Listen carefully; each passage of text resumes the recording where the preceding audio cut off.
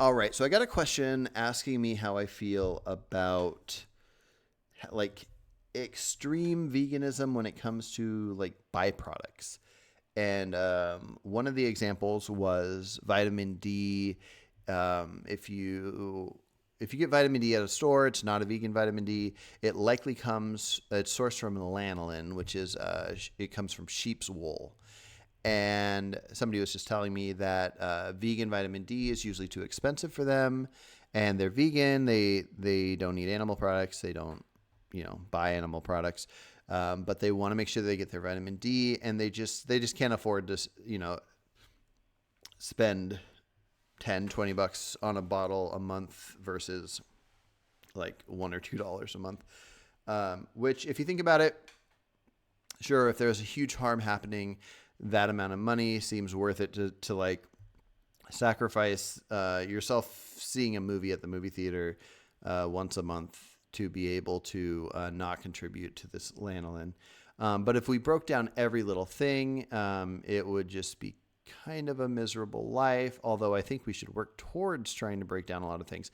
Anyways, long story short, everything happens on a scale. Bad things, whether it's animals or not animals, it's on a scale. Some things are worse than others.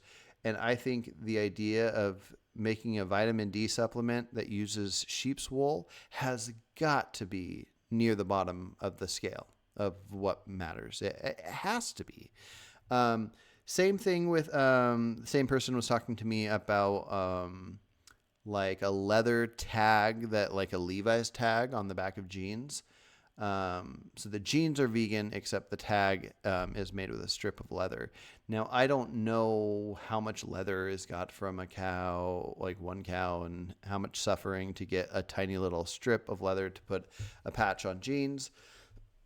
But again, if every little bit of what you have to do in your life is making you like look at every little tiny thing, like the thread that goes into it and all this stuff, just do the best you can. And I think I've purchased Levi's since being vegan. Haven't put much thought into it. I do like that they are switching up, and a lot of Levi's are made with paper logos. Um, but yeah, everything's on a spectrum. It, there's probably an easy way to make some kind of a list that shows you the worst harm that's happening depending on your various actions. And so I think cutting out eating animals, especially the ones that suffer the most, would be one of the best approaches to do. Cutting out dairy is a good approach.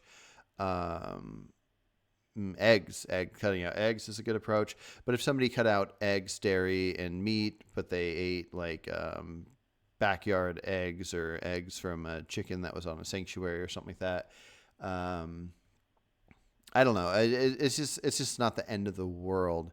If somebody, yeah. So, anyways, there's a whole bunch of different approaches you can take to things. I don't know if there's a car that doesn't have leather in it, but like somebody could try to find a car that doesn't have leather.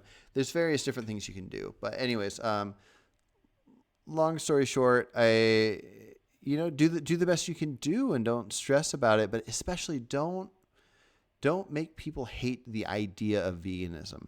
If somebody doesn't eat meat, dairy, eggs, doesn't buy clothes with made from animals, but the only things they do that you would call not vegan is eating vitamin D supplements that have lanolin, and buying Levi's that has a little patch of leather, and you're telling them like, oh, you're not vegan. That's going to do more harm than good for sure. So don't be that vegan. All right. Take care, guys.